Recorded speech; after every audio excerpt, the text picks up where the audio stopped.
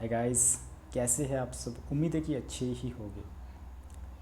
Corona virus के संक्रमण से बचने के लिए सोशल डिस्टेंसिंग कितनी ज़रूरी है, उसका इम्पोर्टेंस कितना ज़रूरी है, आप इसी बात से अंदाज़ा लगा सकते हो कि अगर आप डायरेक्टली या इनडायरेक्टली किसी ऐसे व्यक्ति के संपर्क में आते हैं, किसी ऐसे व्यक्ति से मिलते हैं जो कोरोना वायरस के संक्रमण से पीड़ित है, तो संभावनाएं बहुत ज़्यादा है कि आपको भी कोरोना वायरस फैल सकता है।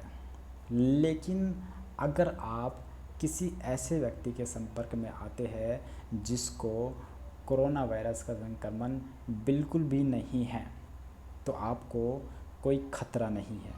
जैसे कि हम अपने परिवार में रहते हैं और हमारा परिवार का कोई भी सदस्य अभी तक बाहर नहीं गया है, तो हम उनसे फिज़िकली टच हो सकते हैं, हमें कोई दिक्कत नहीं है, राइट।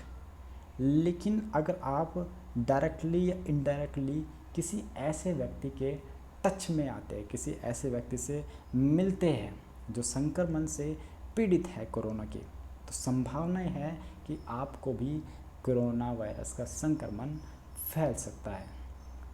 हमें पता कैसे लगेगा कि कोरोना किसी को है या नहीं? देखो, ज़्यादा दिमाग लगाने की ज़रूरत नहीं है, राइट।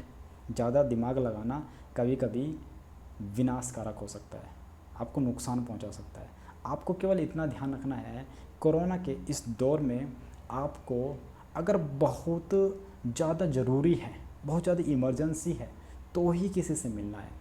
जब तक बहुत ज़्यादा ज़रूरी ना हो, आपको सोशल डिस्टेंसिंग बनाए रखनी है, उसको मेंटेन रखना है, लोगों से नहीं मिलना है, आवाजाही नहीं करनी है। और इसी को ध्यान में रखते हुए कोरोना वायरस का संक्रमण तेज़ी से ना फैले, लोगों पर इसका असर ज़्यादा ना हो, इसीलिए भारत सरकार ने लॉकडाउन की घोषणा की थी, ताकि लोग एक दूसरे से मिल ना सके। सो आपको भी यही ध्यान रखना है। वैसे तो देश के अंदर लोग इसका बहुत अच्छे से पालन कर रहे हैं और ये हमारे देश की यूनिटी है, ये हमारे देश के लोगों की एकता का प्रतीक है। तो सोशल डिस्टेंसिंग का सही मतलब क्या है? आपके आसपास के लोग, आपके पड़ोसी, आपके रिश्तेदार, आपके दोस्त, कोई भी हो सकते हैं, उनसे सामाजिक दूरी बनाए रखनी है, उनके पास नहीं जाना है तब तक जब तक कि आपको बहुत ज़्यादा इमरजेंसी ना हो, बहुत ज़्यादा ज़रूरत ना हो, या फिर तब तक जब तक कि कोरोना वायरस का ये संक्रमण पूरी तरीके से ख़त्म ना हो जाए, तब तक आपको ये सोशल डिस्टेंसिंग बनाए रखनी है। क्योंकि आप बाद में भी उनसे मिल सकते हैं अगर आप सही सलामत होगे, आप भी और वो भी। अगर दोनों सही सलामत होगे तो कुछ समय के बाद जब सब कुछ अच्छा हो जाएगा, जब कोरोना नाम का ये संक्रमण पूरी तरीके से ख़त्म हो जाएगा, तो भी आप उनसे अच्छे से बात कर सकते हैं, अच्छे से मिल सकते हैं, अच्छे से कुछ भी कर सकते हैं। लेकिन इस समय में हमको ध्यान रखना है, हम सभी को ध्यान रखना है कि सामाजिक दूरी बनाए रखनी है। इसका यही मतलब है, क्योंकि अगर हमारी ज़िंदगी हम खुद सही सलामत हो गए तो हम 1 साल के बाद भी मिल सकते हैं, 6 महीने के बाद भी मिल सकते हैं, तब भी मिल सकते हैं जब कुछ अच्छा हो जाएगा।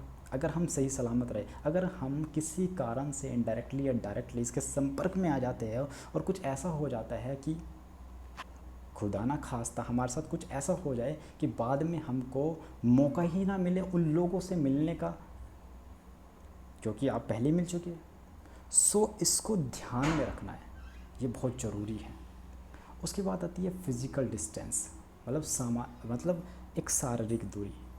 जब आप किसी दोस्त से हेलो करते हो, गले मिलते हो, तो वो शारीरिक दूरी है, उसको मेंटेन रखना है।